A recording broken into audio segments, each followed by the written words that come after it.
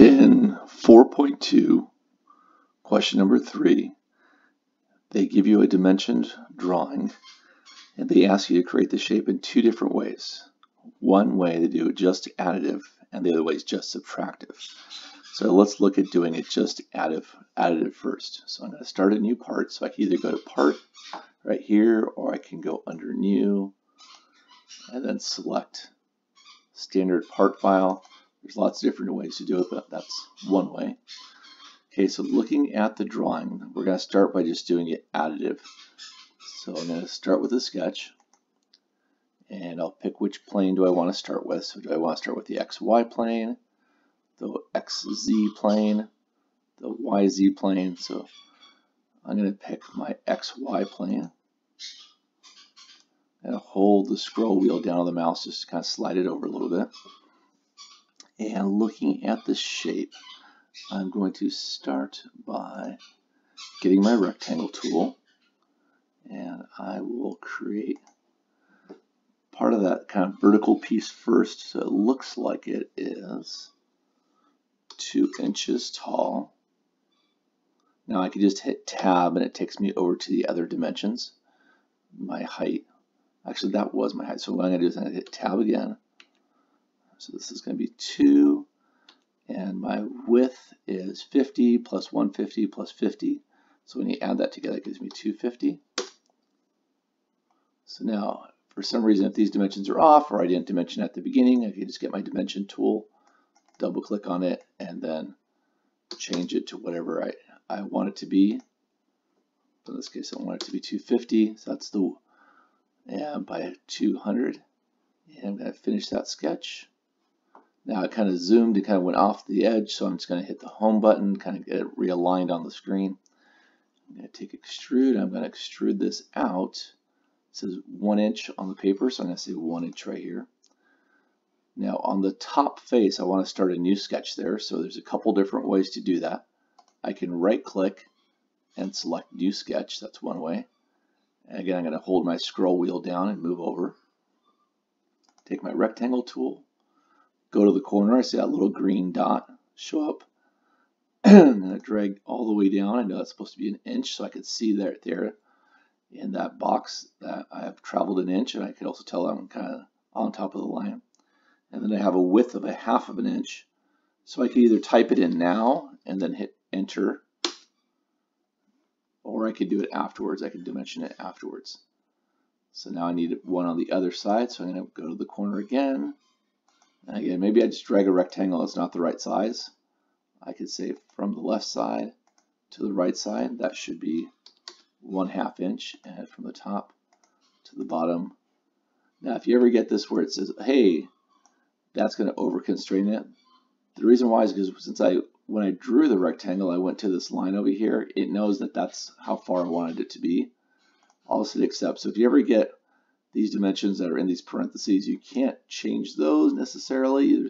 If we break the constraint, so if I right click, click OK, and then say show all constraints, you can see this little symbol right here. So these are constrained to certain locations. So if I delete that constraint,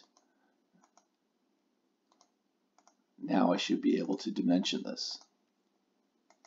Oops, that one more time. So from this line to this, let me get rid of my constraints first, or hide them. So from here to here, oops, there must still be some kind of a constraint holding it there. So show all constraints, there it is right there. So now if I go in and dimension, hide my constraints again.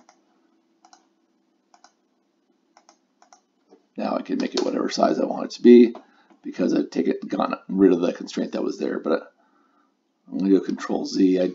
I know that's not what I want. I want it to be 1 inch, but I just want to show you how you have. If you say show constraints, you can see all the constraints that are on here.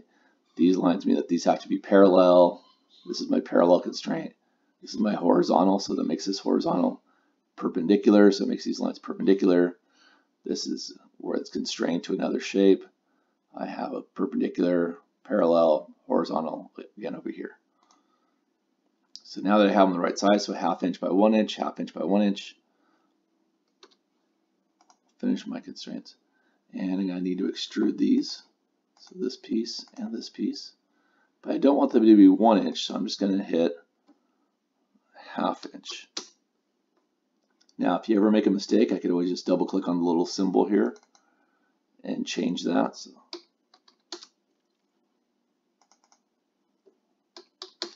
or if I feel like I made a mistake on the sketch, I can just open this up, find the sketch that was used to create this feature, go in, make whatever changes I need to make, finish the sketch, and then return to my 3D modeling mode. Okay, so now we need to start a new sketch down here on the bottom. So new sketch, get my rectangle tool, drag over, see how it lights up so I know that I'm on top of the line. And I need to have a height of 1 inch. So if I hit tab, I haven't clicked yet, so I'm still kind of like moving around. I'll wait for it to kind of snap to that line. Hit tab, I'm going to hit 1 inch.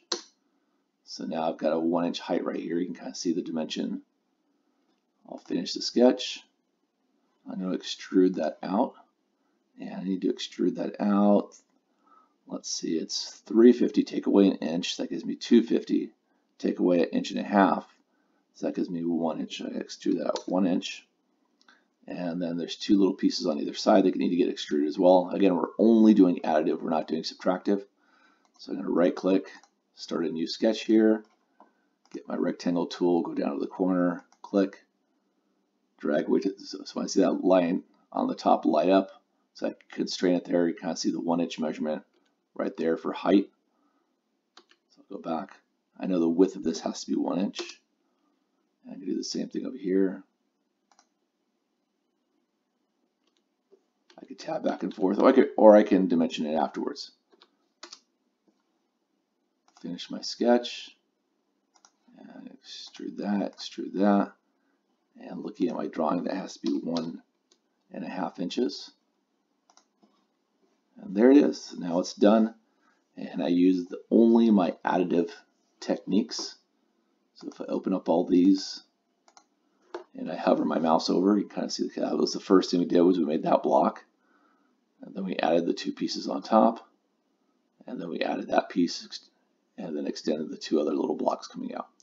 So that's the first way to do number 3. And again, they want you to do it both ways so you can kind of develop your skills.